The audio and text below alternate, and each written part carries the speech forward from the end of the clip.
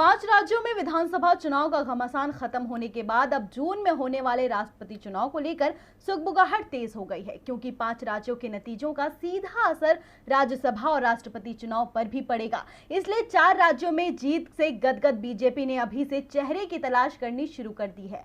तो किस दिग्गज का नाम है सबसे आगे, देखिए रिपोर्ट।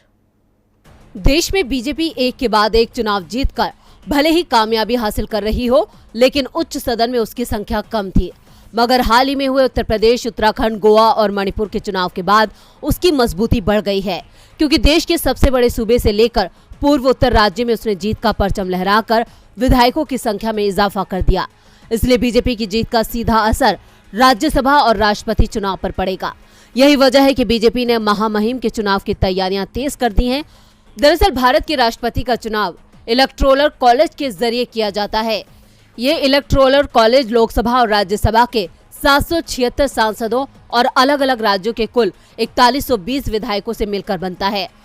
कुल इलेक्टोरल कॉलेज की ताकत 1,98,903 वोटों की है और बीजेपी की कुल ताकत 50% से ज्यादा है।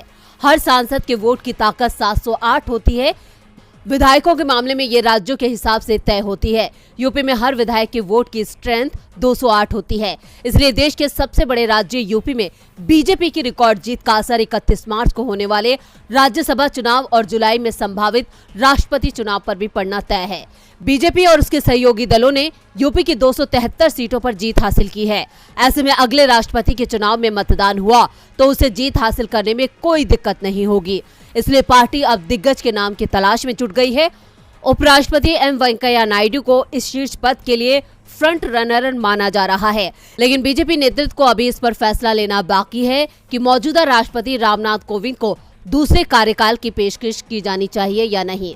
अभी तक सिर्फ देश के पहले राष्ट्रपति राजेंद्र प्रसाद को ही 2 बार का कार्यकाल मिला है। अब राष्ट्रपति के रूप में कोविंद को फिर से कमान मिलेगी या नहीं, ये पीएम मोदी तय करेंगे।